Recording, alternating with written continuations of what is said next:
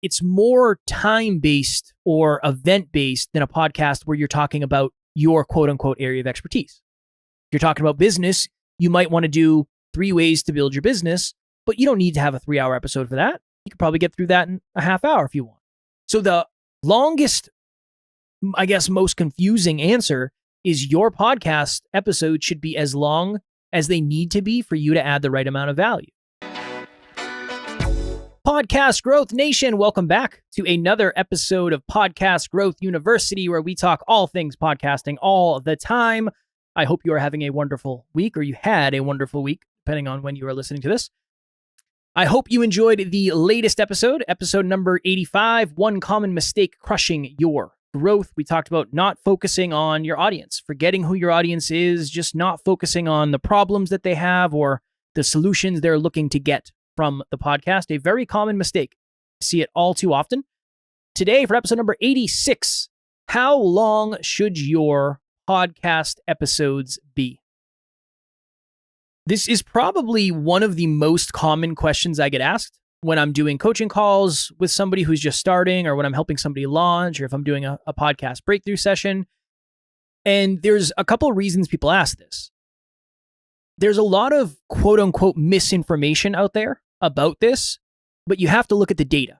So I went to PodFest last year, not this year. Right? There was one, when was it? January 2024. I went January 2023. And one of the slides for one of the presentations was, how long should your podcast episodes be? Because I think a lot of people assume, well, 15, 20 minutes. That's probably a good amount. I want somebody to be able to listen to the whole thing. I don't want them to be overwhelmed. I want them to listen to it in one session. I don't want them to have to come back. But what the data showed was that the top podcasts, I think it was like the top 1% in terms of the most listens. The average podcast episode was 59 minutes. So if you think of, now again, just make sure you listen to the whole thing. Don't just take the first thing I say, because we'll talk about it. But if you look at the Joe Rogans of the world, if you look at a lot of the interviews, they're long. They're 2 hours long, 3 hours long. I think Joe Rogan's had like 4-hour episodes. Now, is that skewing the data? Most likely. If we look at some of the biggest podcasts in the world, just because something is working for them does not mean that's the reason they're successful. There's this quote when it comes to athletics that sometimes the best athletic trainer is the one that keeps the athlete as close to their growth as possible. The one who affects them the least negatively. Because there's a lot of athletic trainers who do weird workouts that don't necessarily help the athlete. Maybe the athlete is just really good already and they're actually getting worse, but nobody knows it. I kind of think of it from this frame as well. Just because the average or the 1% podcasts, the biggest ones in the world, are longer doesn't mean ours should be that length. But it also doesn't mean they can't be. So this is one of those really, really challenging questions where the answer is your podcast should be as long as you can add value for. For some people, that's 10 minutes. For some people, that's 5 minutes. For some people, it's a half hour. If you're doing really good interviews, it might be an hour. I think you should do the length that you want that is most sustainable for you. But it also depends on what do you consider success. Will it be harder for you to get on the top charts if you have 4-hour episodes? Probably. Yeah, I would say so. I would say probably.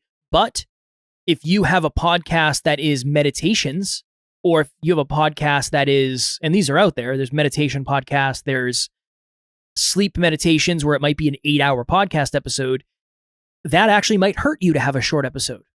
If somebody is going to sleep, they don't want a 2-hour sleep meditation. They want an 8-hour sleep meditation if they're going to get 8 hours of sleep. So in that case, having a shorter episode might actually hurt you. It's very contextual. I always start from a place of what's sustainable for you. Is it sustainable for you to take something complex and do a 5-minute episode? No? Okay. How long do you think it would take you? Half hour? Cool.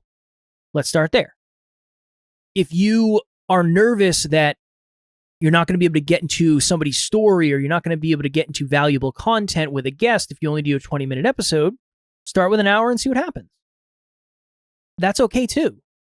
Don't get so lost in the specifics that you do things in ways you don't necessarily want to do. So the easiest answer for this is your episode should be as long as you can add value for and as long as you want it to be. If you don't enjoy the process of doing your episodes, you're probably not going to do them long enough to get any result anyway. I'd rather you do a year of 1 hour episodes and then get to the point where you realize, yeah, maybe an hour is a little bit too long. Maybe I could just do 45 minutes and see what happens. Okay, cool. Now there's a couple different thoughts, okay? If you're doing multiple episodes a week, you could do an hour and then you can do a 5-minute episode. The reason I'm even bringing this up is because it's important to get your consumption rate up. So the consumption rate is the total amount of the episode listened to on average. So let's say 100 people listen to it for 5 minutes. You're going to have an average of a 5-minute consumption rate because that's what everybody listened to it at. But say you have 50 people who listen to the whole thing and 50 people who listen to half of it, your consumption rate might be somewhere in like the 75% range if I'm doing the numbers correctly. The thought is, if you have a 5-minute episode, if you listen to 4 minutes of it, you're going to be 80 or 90% of the way through. Where if you have an hour episode and you listen to 4 minutes of it, you're barely through it at all. Right? I don't even know. I have to do the math in my head, but not a lot. If you're trying to increase your consumption rate and you don't want to do different things in the episode, one way to increase your consumption rate might be to make it shorter. But it depends. It depends on your target audience. Think about this. And this is a genuine question. If you tuned in next week to this podcast and you saw a 5-minute episode, would you be more likely or less likely to click? It depends. You might think, well, how much value could there really be in 5 minutes? How much knowledge is there going to be? Are there going to be any lessons? Or is this just going to be something quick that I regret listening to? If I had a 2-hour one, what would you say? Would you say there's no way I'm going to listen to 2 hours of content so I can get a little bit better at my podcast? There's no way. So it's very contextual to who your audience is too. That's the other important thing. Another thing is, I believe the average commute, and I think this is in the US, I believe it's like 23 minutes or 27 minutes. So if you have a half-hour episode, that's really nice for a commute. But a lot of people listen to podcasts in the background when they're doing dishes or when they're doing laundry or when they're folding clothes or going for a walk, being on the treadmill, whatever it is. That's when people are also listening. So how long does it take to do housework for the day? I don't know. It depends. So this is just another practice of making sure you're checking in with who your ideal listeners are, because that matters more than we give credit to. That really, really, really matters. Some of you would really like 5-minute episodes. Some of you wouldn't. So we have to check in with our audience to figure out that portion. Hey, I wanted to give my experience working with Kevin and the rest of the Next Level University team. It has been such a seamless relationship. He is so easy to work with, Kevin, and he gives you all the information you need, but doesn't overwhelm you. He's also meets you where you're at. So whatever you want to do, he'll make it work. And it's just, there's no stress, there's no drama. And everybody else that I've worked with has been patient with me because I am not technologically savvy. So they've been helpful and patient and just encouraging. And it's just been a fantastic experience. I highly, highly recommend working with them. The other thought is, if you have guests on, do you think guests would find value in a very, very short episode? So I've been on many shows. I've done 2-hour shows. I've done 10-minute shows. I don't really care. I think it's a good challenge to have a 10-minute episode. I also think it's a good challenge to have a 2-hour episode. I think it all depends. It all depends on who the guest is and what their intentions are. But that's another thing. Are you going to be able to get the level of guest you want if you're only doing 50-minute interviews? I don't know. That depends. Are you going to be able to get into the depths of the interview you want in 20 minutes? I don't know. That depends. There's so many different ways to really think about this. Here's another thought. If you're just starting and you're strapped for money, the longer your episodes are, the more you're going to have to pay to host them. I think Buzzsprout, I don't know what it is. It might be like 2 hours, 6 hours, 12 hours, 20 hours per month, something like that. I don't know. but each one is a different price. So if you only have an episode a week and you're doing 20 minutes, that's 80 minutes. So that's an hour and 20 minutes of upload time. You're going to be able to get by on the cheapest the cheapest payment plan. If you're doing an episode a week and it's 2 hours each episode, that's going to bump you to a different one. Now, we're talking a matter of maybe $10, but in the beginning, when you're trying to save as much money as possible, you might be thinking about that. So that's a whole nother thing. And it also depends on what genre you're in. If you look at a lot of the comedy podcasts, they're just very long because they're not based on today, this is what you're going to learn. A lot of the sports podcasts, probably very similar. It's not today we're going to talk about 3 ways to boom. We're going to talk about what's going on this team and what happened here and what happened in the Super Bowl and this and this and this. So it's different. It's more time-based or event-based than a podcast where you're talking about your quote-unquote area of expertise. If you're talking about business, you might want to do 3 ways to build your business, but you don't need to have a 3-hour episode for that. You could probably get through that in a half hour if you want. So the longest, I guess, most confusing answer is your podcast episode should be as long as they need to be for you to add the right amount of value. Other than that, I wouldn't obsess over it. I really, really wouldn't obsess over it too much. Could you hack the game and just make a bunch of 2-minute podcast episodes? Sure, you could try it. Are you going to enjoy that? Maybe. Is it going to lead to clients and monetization? Potentially. Maybe sponsorships. I don't know if it would lead to coaching clients if that's what you're going for. Okay, we could try that and see what happens. But I think that's one of those, that's more a hack than anything.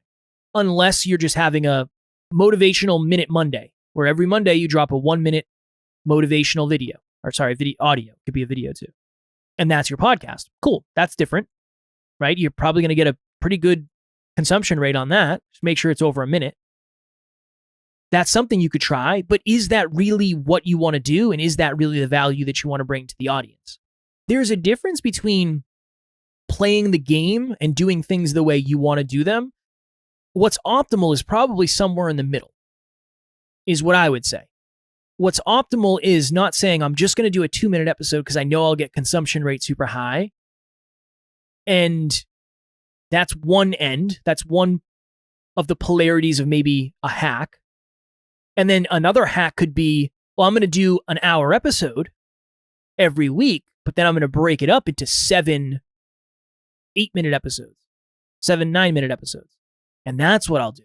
That's another potential hack. But is that what's best for your growth as a podcaster? I would argue probably not. So make the episode as long as you want, as long as you can add value for, as long as you feel like you can get to the depths that you want to with the guest, so you can get your point across, so you can deliver the amount of value that you're trying to deliver. I think that's the best answer. I really do. Valuable content eventually makes it to the top. The cream always rises to the top, eventually. But it might take a long time. We used to do very long episodes. Now we try 20 to 30, pretty much what we aim for.